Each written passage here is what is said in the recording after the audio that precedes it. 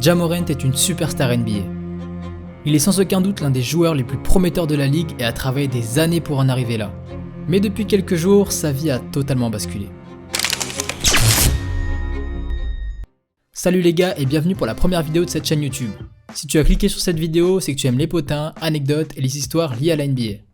Et ça tombe bien parce que c'est exactement le contenu que je vais te proposer sur cette chaîne. Je vais te dévoiler certains secrets des joueurs NBA liés à leur bien, leur passé ou même à leur actualité. Comme tu le sais, Ja Morant a connu un mois plus que compliqué.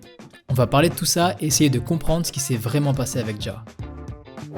Pour réussir dans le basket, c'est très compliqué. Certains s'entraînent toute leur vie sans même réussir à être pro, et d'autres arrivent à se faufiler au plus haut niveau. Seulement 1% des joueurs NCAA font une carrière dans la grande ligue, et Ja fait partie de ces 1%. Je vais pas trop faire son histoire, mais ce mec s'est entraîné comme un fou pour en arriver là où il en est aujourd'hui. Il y a quelques années, il avait pas l'argent pour s'acheter une voiture, et là sa fortune s'élève à plusieurs centaines de millions de dollars. Il y a quelques années, il écoutait du rap en jouant au basket, et maintenant c'est les rappeurs qui payent pour le voir jouer et traîner avec lui. Il y a quelques années, il portait des fausses chaînes, et maintenant ses propres chaussures sont serties de diamants. Enfin bref, je vais peut-être un peu loin, mais la vie de ce joueur a totalement changé. Et la plupart du temps, dans ces cas-là, les gens font des bêtises. Alors je te dis pas que Ja Morant était totalement pauvre avant, parce que c'est pas le cas. Il a plus ou moins toujours eu ce qu'il voulait.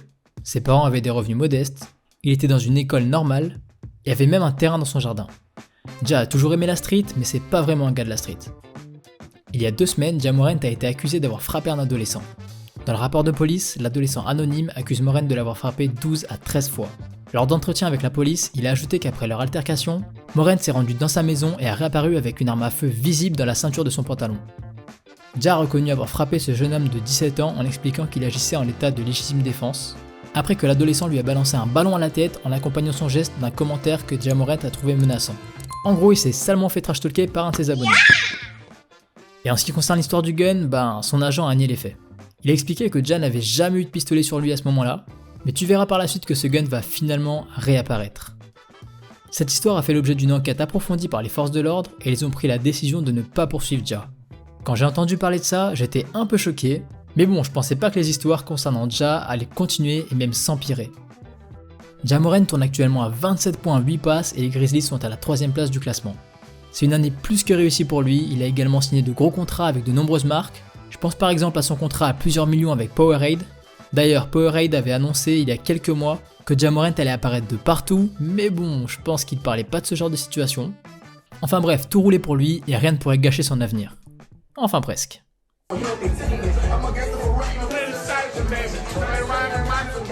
Ouais, le mec a réellement sorti une arme en plein live, et ça quelques jours après l'histoire de la menace sur l'adolescent de 17 ans. Ah, je comprends mieux d'où sortait la célébration maintenant. Mais le pire, c'est que Ja était dans un strip club en possession de cette arme.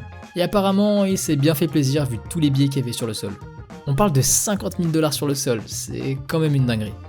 Gilbert Arenas et Paul Pierce ont essayé de protéger Ja en expliquant qu'ils comprenaient pourquoi il avait un gun. On va pas se mentir, c'est difficile de défendre dans cette situation. D'ailleurs, le Shaq était pas vraiment du même avis. We don't go live, nobody knows he has a weapon, we're not talking about this, but he did that. And, why are you in the strip club with no shirt? Why are you walking around with a weapon? And why'd you hit the live button? So we have to stop putting ourselves in positions to where they can take away the things that we work hard to get for. Le joueur a immédiatement été suspendu par les Grizzlies, tandis qu'une enquête a été ouverte pour déterminer si l'arme lui appartenait vraiment.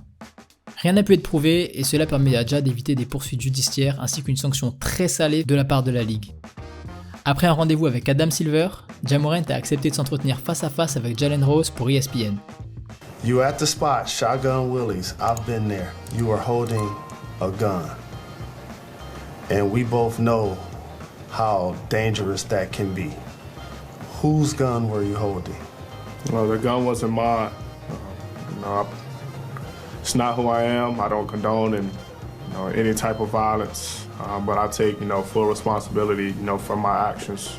Made a bad mistake, and I can see the image that I painted over myself with my recent mistakes. But in the future, I'm gonna show everybody who Ja really is, what I'm about, and change this narrative. La star des Grizzlies est revenue sur ses agissements récents en expliquant qu'il avait conscience de ce qu'il avait fait et qu'il était prêt à montrer le meilleur de lui-même.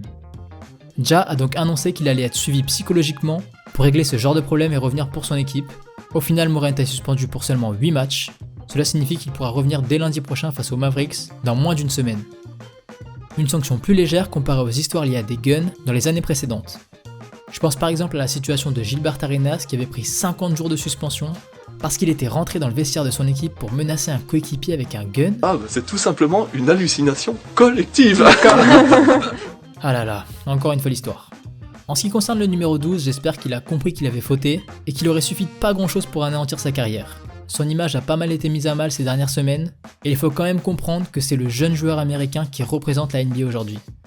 Ça fait un peu tâche que la superstar américaine joue avec des guns dans un striptease pendant que Giannis et Luka dominent la ligue. Enfin bref, ça c'est un autre débat.